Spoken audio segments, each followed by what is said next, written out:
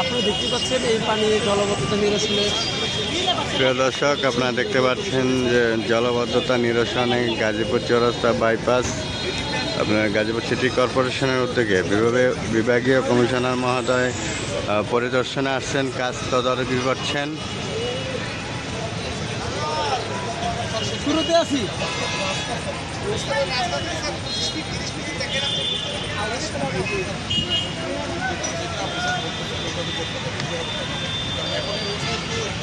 কেন্দ্র করে তারা রোডে রেখে আবার করতে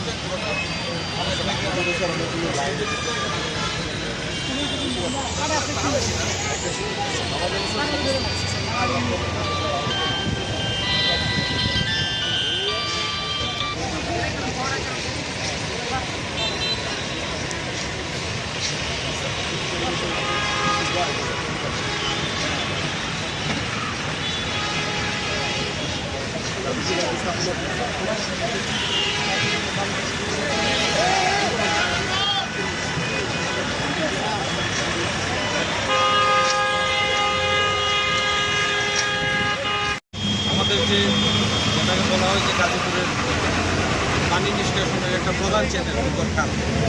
আপনারা দেখছেন যে এটা শুরু হয়ে গেছে, আমরা চেষ্টা করছি যে এই খালটা পুরোপুরি যদি অ্যাটলিস্ট আমাদের প্রথম ধাপে ইচ্ছা হলো যে পানির চ্যানেলটা চালু করে। দুইটা বিষয় এখানে আছে, এখানে অবৈধ দখল আছে। আমার কাছে মনে হয়েছে এটা হয়তো অ্যাকচুয়ালি মাপযোগ করলে বোঝা যাবে যে দখল হয়েছে বা কতটুকু অবৈধ দখল আছে। কিন্তু আমার কাছে দেখে মনে হয়েছে যে কোথাও কোথাও অবৈধ দখল আছে। তো এখন দখল উদ্ধারে নামলে আমার পানির নিষ্কাশনটা কিন্তু জটিল হয়ে যাবে। আমাদের প্রাথমিক উদ্দেশ্য যে পানির চ্যানেলটাকে ওপেন করে দিয়ে পানিটা যাতে দ্রুত নেমে যায়। আপনারা জানেন যে বৃষ্টির সবচেয়ে বড় সমস্যাটা হয় গাজীপুর চৌরাস্তা এবং ঘুগরা এলাকা, প্রচুর পানি জমে যায় এবং এর ফলে নানান ধরনের ভোগান্তির সৃষ্টি হয়। যার চলাচলের মারাত্মক ধরনের সমস্যা সৃষ্টি হয়। পুলিশ ট্রাফিক ডিপার্টমেন্ট এই যানজট ক্লিয়ার করতে তাদের হিমশিম করে মানুষ চলতে পারে। আমাদের প্রাথমিক উদ্দেশ্য হলো যে বৃষ্টি হওয়ার পরে যে পানিটা জমতে যাতে দ্রুততম সময়ের মধ্যে আপনি এইটা কনফার্ম করার পরে আমরা হয়তো খালের সীমানা চেষ্টা করছি। এবং সেই ক্ষেত্রে সিটি কর্পোরেশনে একা করতে হয়তো সম্ভব, এখানে জেলা প্রশাসনের সহযোগিতা লাগে। আপনারা জানেন এখানে বড় একটা স্টেক হোল্ডার হচ্ছে রোডস অ্যান্ড হাইওয়েজ ডিপার্টমেন্ট, তাদের অনেক কাজ আছে।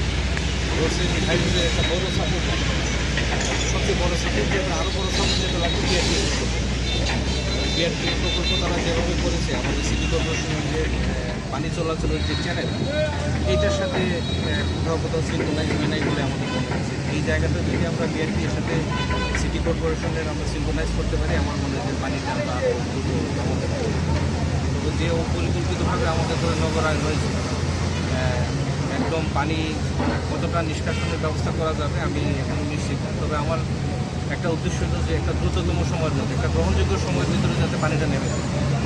ভারী বৃষ্টি হলে পানি জমবে, সব জায়গায় জমে, ঢাকা সিটিতেও আপনারা দেখবেন।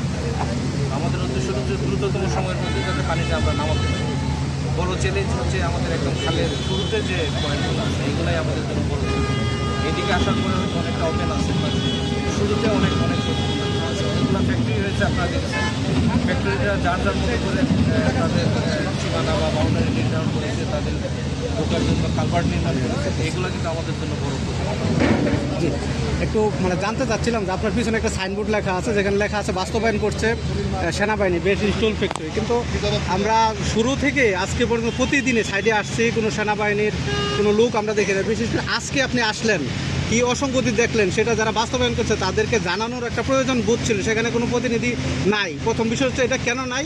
দ্বিতীয় বিষয়টা হচ্ছে আমরা আওয়ামী লীগ আমলে দেখেছি উন্নয়ন আমলে লুটপাট হয়েছে, গাইবি প্রজেক্ট হয়েছে। এখানে আমরা অনেক সময় এই যে প্রজেক্টটা হচ্ছে, কত টাকার প্রজেক্ট হচ্ছে, বিস্তারিত আমরা তথ্য চাইলেও পাচ্ছি না। আপনি যদিও বলছেন দেওয়ার জন্য, আমরা তথ্য অধিকার আবেদন দিলেও সেটা রিজেক্ট করে দেওয়া হয় বা গড়িমসি করা হয়, নেওয়া হয় না।